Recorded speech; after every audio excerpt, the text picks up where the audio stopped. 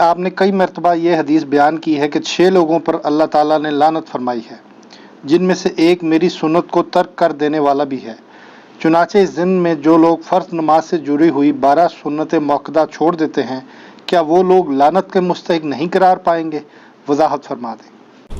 ہمارا ایک clip upload ہوا تھا کہ جو لوگ نماز نہیں پڑھ سکتے سنتوں کے ساتھ، جن کو صرف عشاء کی 17 رکعتیں بتائی گئی ہیں، تو ان کو بتایا تھا ہم نے دن رات میں تو ٹوٹل رکعتیں 17 ہیں، جن کی پوچھ آپ سے ہونی ہے، 2 فجر کی، 4 ظہر کی، 4 عصر، 3 مغرب، 4 عشاء۔ وطر اور سنت موقدہ یہ سب سنت عبادات ہیں، بلکہ نفلی عبادات ہیں۔ سنت جب ہم کسی کے اوپر بول رہے ہوتے ہیں تو اس سے مراد طریقہ ہوتا ہے۔ آپ قرآن و سنت میں اللہ تعالیٰ نے سنت کا لفظ اپنے لیے بھی استعمال کیا ہے، سنت اللہ، کیا مطلب؟ اللہ کا طریقہ۔ یہ نہیں ہے کہ اللہ نے کچھ خود کر کے بتایا کوئی عبادت کا طریقہ، نہیں، اللہ تعالیٰ جو ڈیسیژن کرتا ہے، جس طریقے سے معاملات کو لے کے چلتا ہے۔ اس طرح نبی علیہ السلام کا بھی طریقہ کار ہے، جیسے نماز کا ہم کہتے ہیں سنت طریقہ، جیسے نبی علیہ السلام نے قیام کس طرح کیا، ہاتھ کیسے باندھے، رکوع میں کیسے کیا، تشہد میں کیسے بیٹھے، یہ سب کی سب طریقہ، ان معنوں میں بات ہو رہی ہوتی ہے۔ تو سنت کہتے ہیں طریقے کو۔ نبی علیہ السلام کا ایک مبارک طریقہ ہے، صحابہ کرام کا ایک طریقہ ہے جو نبی علیہ السلام سے انہوں نے سیکھا، اس طریقے سے وہ آگے ٹرانسفر ہوا۔ تو اب رہا یہ مسئلہ کہ یہ جو حدیث میں 6 لوگوں پہ اللہ کی لعنت ہے، اس میں تارک سنت کی بات آئی ہے، جو سنت کو ترک کرنے والا ہے۔ اور عربی لنگوسٹک میں اگر آپ سنت کو ترک کا معنی لینا تو یہ ہوتا ہے اس راستے کو چھوڑ دینے والا۔ اچھا، اگر آپ اس کا خدا نخواستہ یہ معنی لیں گے کہ نبی علیہ السلام کے جتنے بھی اعمال ہیں، چونکہ وہ سنت کی کیٹیگری میں تو فال کرتے ہیں، جیسے تہمد پہننا نبی علیہ السلام کا طریقہ تو ہے۔ اب کوئی شخص یہ کہہ سکتا ہے جو تہمد نہ پہنے وہ تارک سنت ہے اور اس پہ اللہ کی لعنت ہے۔ یہ حدیث جامعہ ترمذی میں ہے کہ 6 لوگوں پہ اللہ کی لعنت ہے۔ ترمذی والی روایت کمزور ہے، باقی کتابوں میں اس کی اسناد موجود ہے۔ مشکات میں 109 نمبر حدیث ہے۔ سنت کو حقیر سمجھ کے چھوڑنے والا، سنت سے نفرت کی وجہ سے سنت کو چھوڑنے والا، ایک تفسیر اس کی بنے گی جو محدثین نے کی ہے۔ دوسری یہ ہے کہ اس سنت سے مراد وہ سنت ہے جو سنت واجبہ ہیں، یا وہ سنتیں جو فرائض میں شامل ہیں۔ فجر کی نماز پڑھنا سنت ہے کہ نہیں؟ اپنی انٹینسٹی میں فجر کے 2 فرض ہیں، لیکن طریقے میں جائیں تو حضور کی سنت ہے نا؟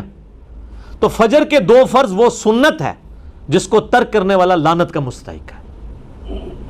تہمد وہ سنت نہیں ہے جس کو ترک کرنے والا سنت تارک سنت آئے گا۔ تو یہ 3 مفہوم بن جائیں گے۔ ایک ہو جائے گا حضور کا طریقہ، اس کو چھوڑنے والا حقیر سمجھ کے، نفرت کر کے۔ اگر کوئی تہمت سے نفرت کرے گا اس پہ لعنت فٹ ہو جائے گی۔ دوسرا یہ ہے کہ وہ کام تو فرض کر رہا تھا لیکن سنت طریقے پہ نہیں کر رہا تھا۔ نبی علیہ السلام نے ایک نماز کا طریقہ تعلیم فرمایا ہے، جس طرح کہ صحیح بخاری میں آتا ہے، سیدنا معاذ ابن جبل تھے یا حذیفہ ابن یمان تھے، جنہوں نے ایک شخص کو دیکھا بڑا تیزی سے نماز پڑھ رہا تھا، حذیفہ ابن یمان۔ انہوں نے کہا تو اس طرح نماز پڑھتا رہا تو اس طریقے پہ نہیں مرے گا جو محمد صلی اللہ علیہ وآلہ وسلم کو اللہ نے تعلیم فرمایا۔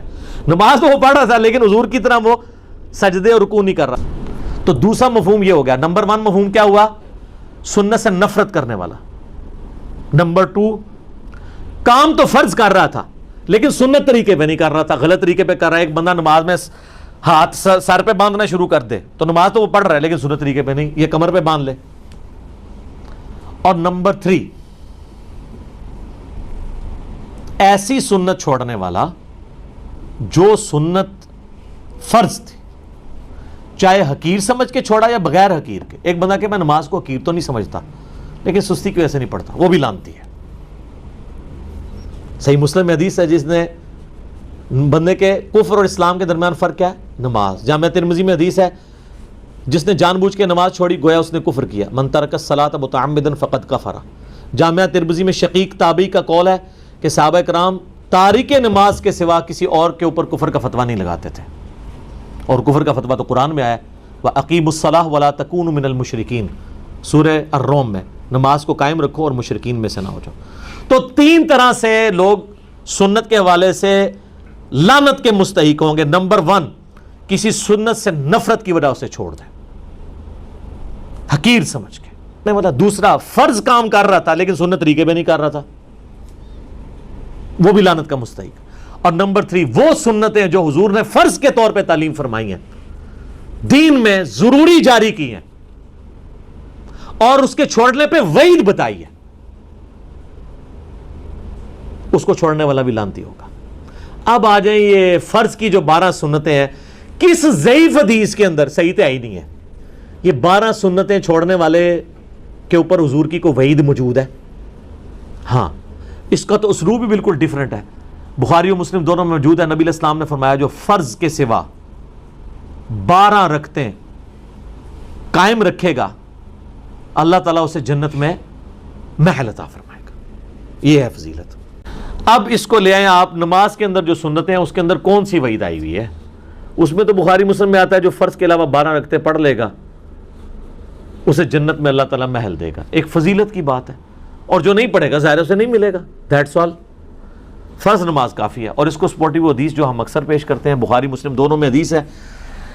اہل نجد میں سے ایک اعرابی شخص نبی اسلام کی خدمت میں حاضر ہوا اور اس نے کہا یا رسول اللہ مجھے اسلام کے بارے میں بتائیں کیا ہے. تو آپ صلی اللہ علیہ وآلہ وسلم نے فرمایا کہ تم گواہی دو اس بات کی کہ اللہ کے سوا کوئی معبود نہیں, محمد صلی اللہ علیہ وآلہ وسلم اس کے رسول ہیں.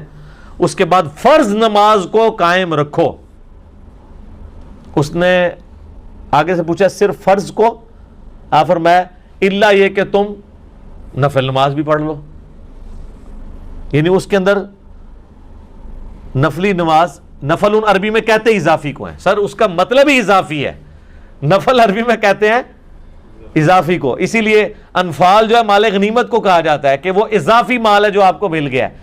آپ کا مقصد دشمنوں کا مال لوٹنا نہیں تھا, اللہ کے لیے ان سے جنگ کرنا تھا. مال تو بونس میں مل گیا. سورۃ الانفال آئی ہے نا. پھر کہا کہ فرض روزے قائم رکھو, ہاں مگر یہ کہ کبھی تم نفلی روزے رکھنا چاہو. فرض زکوٰۃ ادا کرو, ہاں یہ کہ کبھی تم نفلی صدقہ کرنا چاہو. تو اس نے کہا یا رسول اللہ جو آپ نے مجھے بتایا نہ میں اس میں کمی کروں گا نہ زیادتی. تو جب وہ مڑا تو آپ علیہ السلام فرمایا اگر یہ اپنی بات پہ قائم رہا تو کامیاب ہو گیا. اور ایک اور حدیث بخاری مسلم میں آتی ہے کہ نبی علیہ السلام نے کہا کہ فرض نماز قائم رکھ, فرض زکوٰۃ دے, فرض روزے رکھ. اس نے کہا یا رسول اللہ نہ میں کمی کروں گا نہ زیادتی. تو آپ علیہ السلام جب وہ مڑا تو آپ فرمایا کسی نے اگر کوئی جنتی شخص دیکھنا تو اس کو دیکھ لو.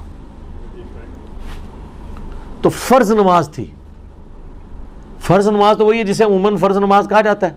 اب انہوں جو رکھتے ہیں جوڑی ہوئی ہیں ساتھ, پھر اس میں مؤکدہ بھی ہیں غیر مؤکدہ بھی ہیں. کتنی ہیں؟ یہ بھی فقہ کی ٹرم میں, عربی میں 2 ہی چیزیں ہیں حدیث کی ٹرم میں, فرض نماز اور نفل نماز. نفل ان اضافی, فرض وہ. نفل ان میں اب آپ کی سنت مؤکدہ بھی ہے غیر مؤکدہ بھی ہے. واجب جس کو یہ کہہ رہے ہیں وطر, وہ بھی جو ہے وہ سنت مؤکدہ میں, سنن دارمی میں, سنن کبریٰ البیہقی میں, باقی کتابوں میں موجود ہے. مولا علی کا قول کہ وطر سنت ہیں سنت ہیں سنت ہیں لیکن انہیں مت چھوڑو. یعنی سنت یعنی حضور کا طریقہ تو ہے, اور اس اعتبار سے وہ کہہ رہے ہیں یہ سنت کی کیٹیگری میں فال کرتا ہے اپنی انٹینسٹی کے مطابق, تو اسے مت چھوڑنا. لیکن اسے مت چھوڑو مراد یہ کہ فرض تو نہیں ہے لیکن یہ تاکیدی سنت ہے, اس پہ عمل کر لو. وعید پھر بھی کوئی نہیں. تو لہذا جو سنت مؤکدہ تاکید کی گئی سنتیں ہیں, ہماری کوشش ہوتی ہے ہم اسے پڑھیں. کبھی کبھار کبھی کوئی علمی مصروفیت کی وجہ سے چھوڑنی پڑ جائیں یا کبھی سفر کی وجہ سے, وہ ایک علیحدہ چیز ہے. ادروائز عموماً کوشش ہوتی ہے کہ سنتیں بھی پڑھی جائیں. لیکن اگر کوئی چھوڑ بھی دیتا ہے اس کے اوپر کوئی وعید نہیں ہے, کوئی وہ حرام کا مرتکب نہیں ہے, وہ کوئی لعنت کا مرتکب نہیں ہے.